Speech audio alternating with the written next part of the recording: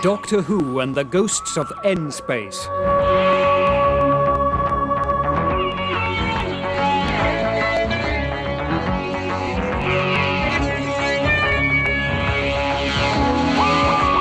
Episode 3. Ah, you're awake. Thank you for saving my life, Sarah Jane Smith. Tit for tat. Where's this? You're in Louisa's bed. No, don't try to get up. There's nothing broken, but you do have a touch of concussion. Yes, I don't feel so hot, I must admit. Yeah, well, you weren't hit by one of the poltergeist stones. It was a lump of masonry dislodged from the gallery. Well, luckily it only caught your shoulder when you pushed me away, but you must have hit your head when you fell. It's bound to make you feel a bit tearful. Yeah, I know. I'll get them to make you some sort of posset. I'd rather have a cup of tea. Right. Well, I'll see what I can do. No, it's not the shock that's making me feel like this. It's the White Lady. If Louisa's ghost is the poltergeist, what about the White Lady? I'll ask Cook to make you some tea. She'll be loath to unlock the caddy, but I'll make her. It can't be. It mustn't be. Oh, dearest. Whatever is the matter? Oh, Louisa, be happy. Please, be happy. Why, to be sure, we have our share of such legends. What old house does not? But I've never done them the honour of giving them any credence. Such things must always be susceptible of a rational explanation. I think you'll have to admit that you saw for yourself this very evening a phenomenon of nature which would be somewhat difficult to explain away. You have me, Doctor. I have thought the tales the servants brought me to be just that. Tales, the tittle-tattle of the servants' hall. But after tonight... Very well. You carry the day. I strike my colours. A glass of wine with you, sir, to celebrate your victory. Upon my soul. A gallant surrender. It is said, then, that many years ago, my ancestor, the barony of the time, having lost his heir in the wars, was plagued by the importunities of a false claimant to the inheritance.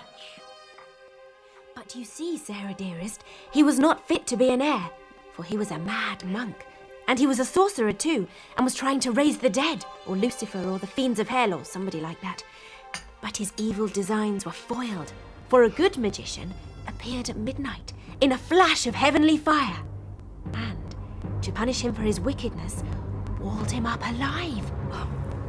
Have you finished, my love? Let me take the tray. Is that not the most charmingly horrid story you ever did hear? Yeah, charming. It's just what we saw for ourselves in the 16th century. Except that the alchemist didn't get walled up, or any of that stuff. Oh, I must tell the doctor. First thing in the morning.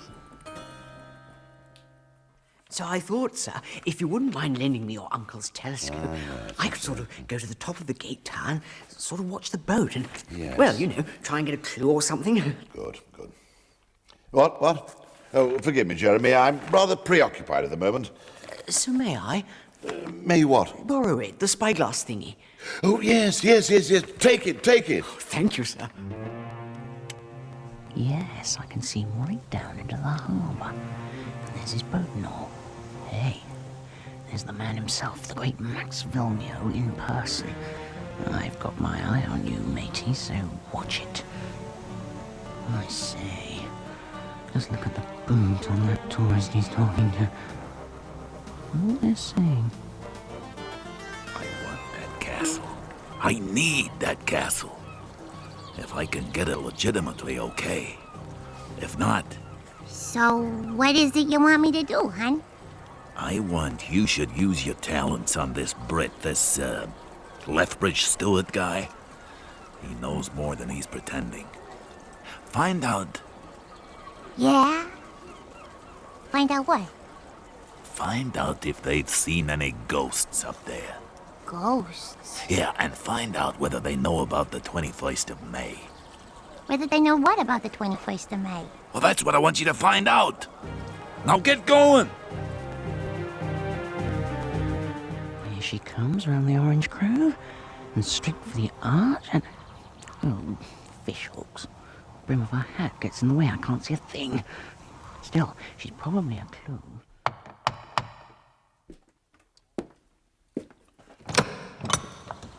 Good morning. Hi, vacation and visiting your little old island, and I wondered if I could have a look around your historical home. I have to refuse, I'm afraid, madam. The barony has made it an absolute rule that no tourist should be allowed inside. Oh, I'm sorry. Of course I understand. And I think it's just dandy that you should follow your boss's wishes. There's nothing like an English butler, that's for sure. Yes. As a matter of fact, I'm not actually the... What do you think of? Ask the Signorina in. Where is Umberto de Lesibon? in the circumstances, Uncle, I thought it better if I opened the... You Yankee Doodle, see? See?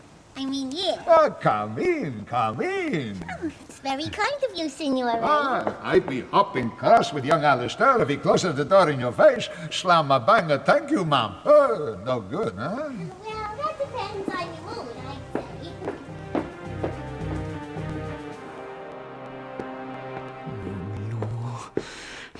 They haven't got back yet. Not my fault I lost them. And she might have been scattering clues like confetti. They're coming. Better hide.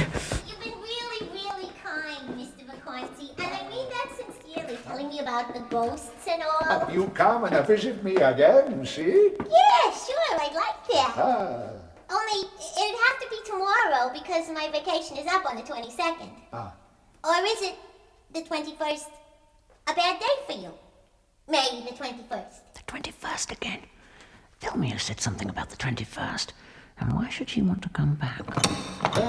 Such a bella ragazza is honor to my house at any time, Miss Brulatsky. I saw you painted ceiling in my bedroom, huh? Judging in Paris, all starker bomb naked. Uncle! Huh? I'd like that, Mr. Vacanti. Stay cool, Alistair. Have a nice day now. Uncle, if you want me to help you, you really must be more discreet. I mean, I don't want you to think I'm a prick, but the way you've been... I don't know a prick. I know Jiggy. If you ask me, she wasn't a tourist at all. If I can find out what the 21st is all about, only one way to do that. Yes, there she is, and she's going on board the boat. Excuse me, Ori. I just want... There doesn't seem to be anyone else about, so if I get on board, I might be able to hear her tell Vilmio about the 21st, or whatever. What a lot of doors. All different cabins and saloons and stuff, I suppose. No sign of Miss Blavatsky. And the 21st? I don't know, Sugar. Hang on, though. Isn't that her voice? I didn't say. Oh, Lord. I can't go back or they'll catch me. A broom cupboard, just the ticket. Oh, no. They're leaving. The boat's going to sea.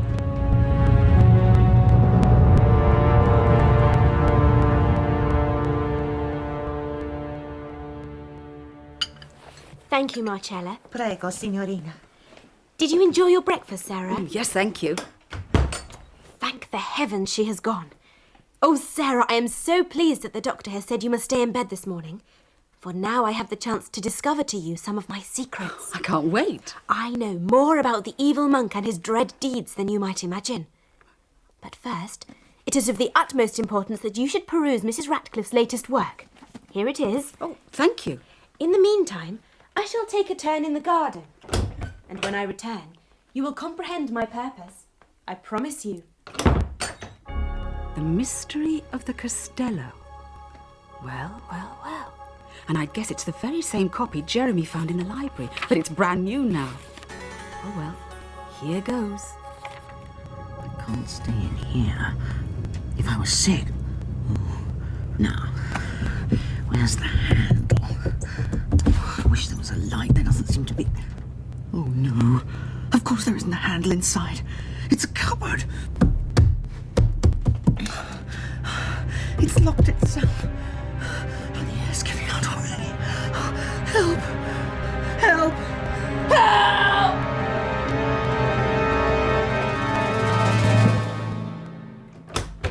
Well?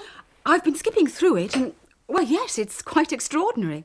It seems to be the very story you were telling me last night. Well, of course it is. And do you not see? It is all true. How Mrs. Ratcliffe knows it all I cannot divine, unless she found some ancient text. But mark this. In the 3rd volume, when the foul monk is walled up, an iron-bound chest full of gold coins is placed there with him, and... Oh, Sarah! It must be there to this very day. Oh, it's just a story. No. And I can prove it to be true. Look on page 235. Got it. It speaks of a parchment with a magic spell written upon it, does it not? Yes. Behold, the very parchment. I found it in an old volume in the library. To be sure, I cannot construe it as a magic spell, for I know no Latin, apart from Mensa, and there's not a table to be seen. Well, let's have a look. Oh, no, I'm afraid you're wrong. It's just a bit of an old cookery book. Oh, you're quite right. Look, it's the same fragment of parchment that you found before, only there's more of it. And that recipe is not for shepherd's pie, is it? One of the ingredients is mercury. Yeah, well spotted. Well, it's almost certainly part of the document the alchemist was reading from. Are you going to keep it? Well, I think Louisa might miss it. No. It had better go back in the drawer. Where is she, anyway? Gone for a turn round the garden. That's the 3rd this morning. Oh, yes. There she is. Ah! Oh, well, there's one mystery solved at any rate. What? Well, you see the young man with the spade going behind the hedge? Yes. Well, that's the very hedge that your new friend disappeared behind a moment ago. Surprise. Oh, you're dressed. Yes, the doctor said I could get up. Well, when you've got your shoes on, we'll go out. Oh, Sarah, it's such a day, with the sunlight sparkling on the sea and the sails of the boats looking like seabirds' wings and... Who is he? Your pardon? I said, who is he? Oh, how did you know? Oh, please, dearest Sarah Jane, do not tell. Oh, I implore you to keep my secret clasped to your heart. I won't tell, I promise. Oh, thank you. Who is he? The gardener's boy? Why, yes. Though I am persuaded that he is, in truth, Powley's long-lost heir. Really? And is the Baroni aware that he's lost his heir? I know not. But he is not married. He has no son. There is no nephew, married niece, or cousin to carry on the line. The chief of all this must be that he needs an heir. He is an old man of 40, and one only has to perceive that noble brow, that true patrician nose, that upright... Yes, I'm sure he's very pretty. Sarah! Come, I will show you the last of my secrets. But, Uncle, we need to get reinforcements from the village. No, my people, when the little fiends come out to play, they run away like Georgie the Pudge. Good night, the sweethearts. Good riddance. Well, I'm sorry, but I'm not prepared to take the responsibility of keeping you safe unless we get some help. Now, this man Vilmio, he could turn up on the doorstep with a gun. I got a gun. He's up in gallery. Now, Uncle, be careful. Those stairs are very steep. See it. I think I'm more steep than 80 years ago. Ecco! Behold my gun! Good grief. It's a blunderbuss. It's all right. It belonged to my grandpapa's grandpapa. It's a good gun. Oh, Uncle, are you all right? Oh, yeah. See. Sorry, I forgot it's loaded in war in case the Tedeschi soldiers come. 30 years is loaded. It's a good gun, I tell you straight. Well, that settles it. You're coming down to the village and no more argument. Okay. But you see, nobody come. Well, what about it? I mean, that's just used as a garden shed these days, isn't it? Well, it is a garden shed. Behind the wall of that ancient structure, we shall discover the secrets of the ages. That is where it lies, the treasure of the Castello, along with the mouldering bones of the evil monk. I should think they've stopped mouldering by now. And Powley will be so pleased to have the treasure that he'll consent to our betrothal and recognise him as his heir and all... And just who's going to do all this discovering? As if I didn't know. Why, Giuseppe and myself, of course. As the clock strikes 12, just as it happened in the book. Giuseppe? His name's Giuseppe? Oh, Louisa!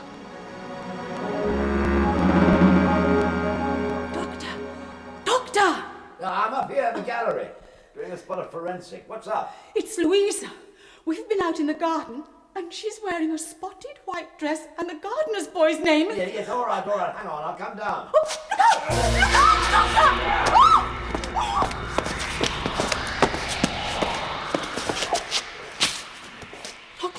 Are you all right?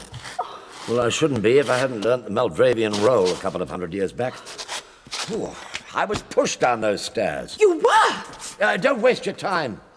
He's well away by now. We haven't a hope of finding out who it was. I know who it was. It was the monk person Jeremy said that Max Vilmio had sent to kill you. No, how could he be here? How could he... What did you say his name was? What? Vilmio, you mean?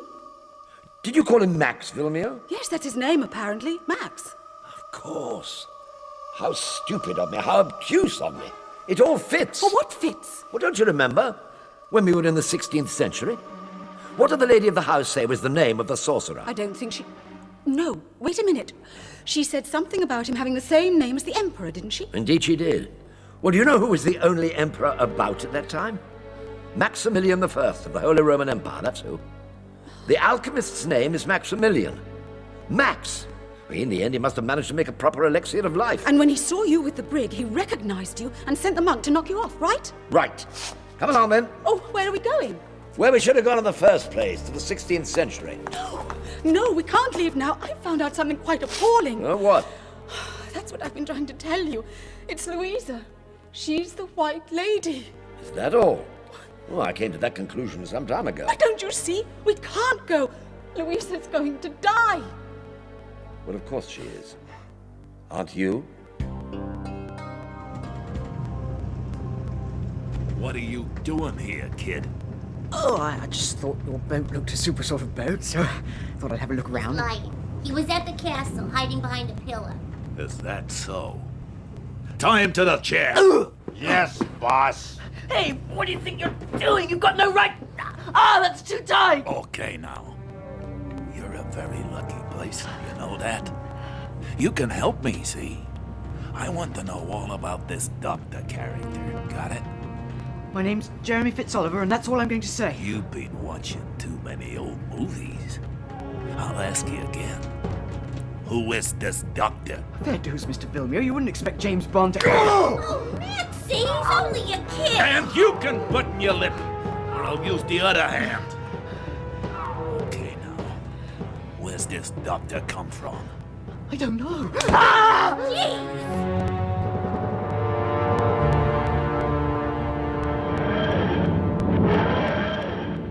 Well, we'll drop in on Lethbridge Stewart on the way.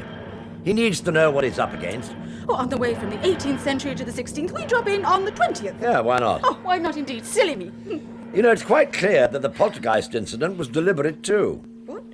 Do you mean that the monk chap was responsible for all those stones? Well, no. Ordinary ghosts don't have any preternatural powers beyond their ability to be solid or permeable at will. No. He used the poltergeist shard of apports to disguise the fact that he pushed that stone from the gallery. What's that? Well, don't you recognize it? No, should I? It's a sort of gun, isn't it? Well, 4 out of 10 for trying. Oh. No, the poltergeist is really a low-grade N-form.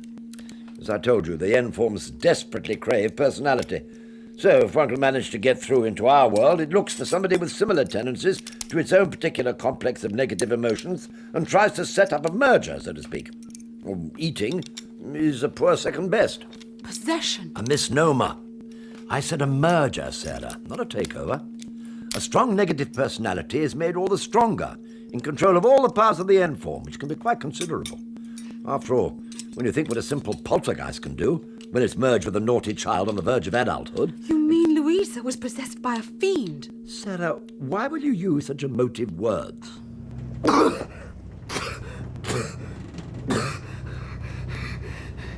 tell you anything. Only please, don't hit me again. I'll give you one more chance, you little bastard. Who is this doctor and where does he come from? I tell you, I've no idea. He's just a sort of scientist chap, that's all. I know that's not all he is, and so do you. He knows about the 21st. And the flight of the dragon, doesn't he? I don't know what you're talking about. No, don't.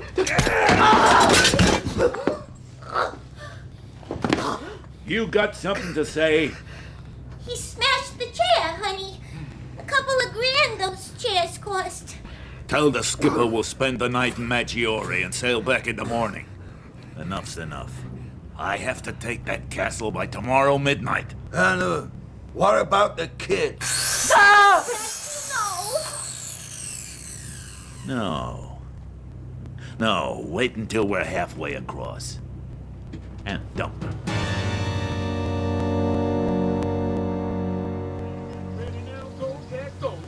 Uncle Mario, will you please stop saying I told you so? Please try to keep up. You have a fine army now, Signor Duca Yorca. What you march to top of hill. Elvish come again, who's really Roberto, and the greedy old Sergio, who will eat all of the food of the 10,000 men you haven't got. Yes, thank you, Uncle. You're being a great help. Now listen to me, all of that is to say, both of you.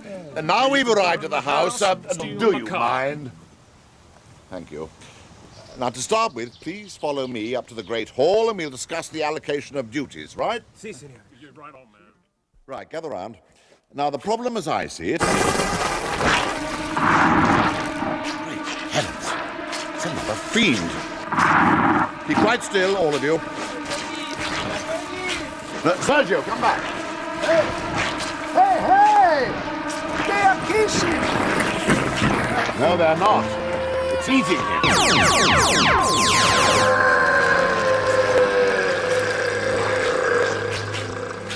As I predicted, Lethbridge Stewart, the cracks are extending.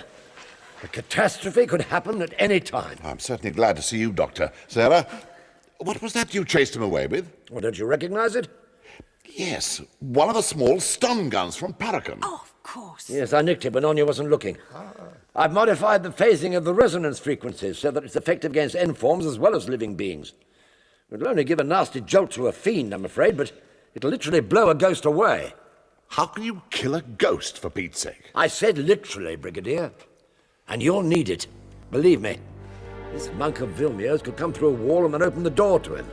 What? That's why we've come back. To warn you that you're under an even greater threat than you may think. Now listen carefully. Well, what do you think? From your pictures, the hair's about right. I was able to cut off Louisa's curls, thank goodness. You know, I must say you make a very handsome page boy. What? What is it? Honestly, Doctor, you look like Santa Claus. Nonsense. Apart from the moustache, I've modelled myself on the famous self-portrait of my old friend Leonardo, who is an exact contemporary. Then your old friend Leonardo looked like Santa Claus too. Oh, have another look in the mirror. Yeah, perhaps you're right.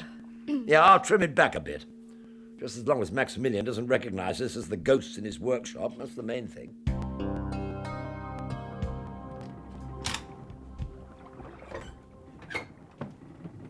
Jeremy. Shh. It's me, Maggie. Hold on to your socks. They've tied me up. Okay, give me a chance. Lean forward a bit. What time is it? 2 o'clock in the morning. They're all asleep. I see. This is awfully nice of you. Shut up, will you? If they hear us, we're dead meat. Come on. Where are we going? You are indeed welcome, Doctor. Our people will rejoice in the presence of a seeker of wisdom, such as yourself. You are most gracious, Lord. I trust that you are not too fatigued to join me at dinner. I shall send somebody to take you to your room. Psst. Hey, what about me? Where do I sleep? Oh, it's the custom for the servant to sleep lying across the threshold of his master's door. Oh, well, thank you very much. This way, senor. Come along, Jack. We mustn't be late for dinner. Dinner at midday now, is it? I wish they'd make up their minds. Boy, can you not see that your master's cup is empty? More wine there. Yes, my lord. Your pardon, master. Thank you, Jack. Thank you. Most kind of you, my lord, to receive me into your house and allow me to see your library. We are honored to receive such a scholar as our guest, Doctor. I trust that you will find what you are seeking. We have some fine books, though few of them are printed. A number come from Spain, where I spent my youth. It's the esoteric knowledge of the Arab world that I seek. The text of the ancient ritual of the marriage of Sol and Luna so far eluded me. That's alchemy stuff. What's he think he's doing? Oh, he's certainly woken up Maximilian. You pursue the great work, Doctor. Well, alas, only as a scholar and a seeker of truth, Signore. For my part, I hope to find my way to the world behind the mortal world of appearances, where, as the sage puts it, certain fugitive spirits in the shape of divers monsters, beasts, and men move like the clouds, hither and thither. He's talking about the fiends and the ghost. Maximilian's bound to suss him out. Where do you come from, Doctor? Why do you come here to this little island today of all days? Jack, be so good as to pass this to Signor Maximilian. Yes, Doctor. Oh, it's the parchment. Now we're really for it. What?